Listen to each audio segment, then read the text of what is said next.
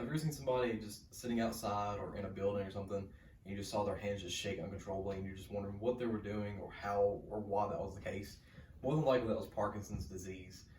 Parkinson's disease makes a simple task like eating soup or brushing your teeth or anything like that at all that use your hands almost nearly impossible task, but to your eyes, very simple and very just a part of everyday life.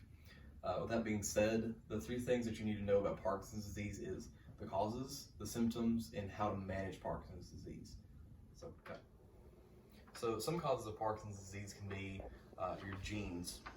With that being said, it's almost like a diabetes or heart disease. It can just be passed down to you from your parents or a relative or anything like that at all. Another cause for Parkinson's disease is exposure to pesticides. Imagine you live by a farm. They're always crop dusting. They're always spraying chemicals on their crops. That could lead to Parkinson's disease. Some studies show that Parkinson's disease can also be caused by some little black particles, also known as Lewy bodies. Lewy bodies are found in the midbrain. With that being said, here is a picture of midbrain before, and here's a picture of it after. And cut.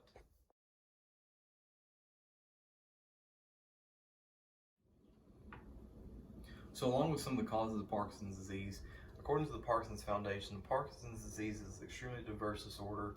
While no two people experience Parkinson's the same way, there are some commonalities.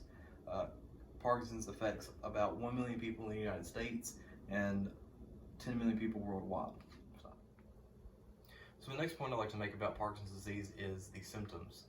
So according to the Mayo Clinic, the symptoms of Parkinson's disease may include tremors, slowed movement, rigid muscles, impaired posture and balance, loss of automatic movements, speech changes, and writing changes.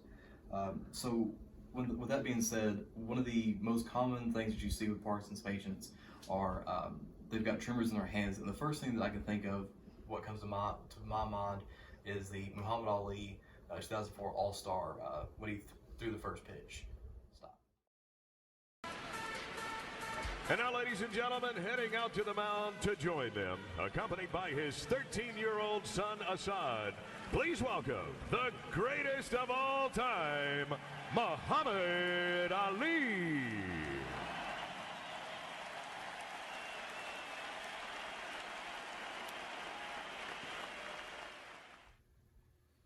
As you can tell in the video, Muhammad Ali was showing symptoms of Parkinson's with his hands trembling, or the tremors.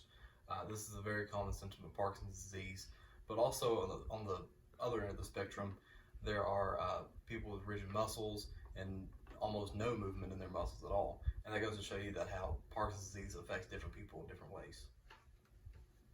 So this leads me to my last point about Parkinson's disease, and that's how to manage it. So according to the U.S. Department of Human Health and Services, the main therapy for Parkinson's is levodopa, also called L-DOPA. Nerve cells use levodopa to make dopamine to replenish the brain's dwindling supply. So with that being said, as you can see, dopamine is a very important part of our brain. Too little of it can cause Parkinson's, and too much of it can cause schizophrenia. I remember that being said in one of my psychology classes that I took.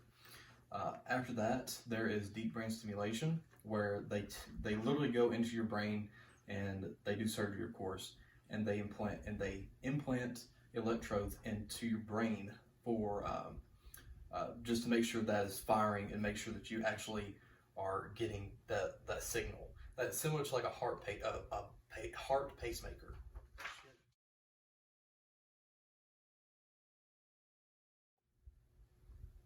So just to recap, Parkinson's disease is a debilitating disease that affects people in a different variety of manner.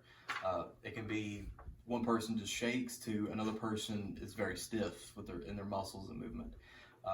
With that being said, that it is manageable, it is treatable. It's not curable, but you can live with it, and you are more likely to die of something else than Parkinson's disease.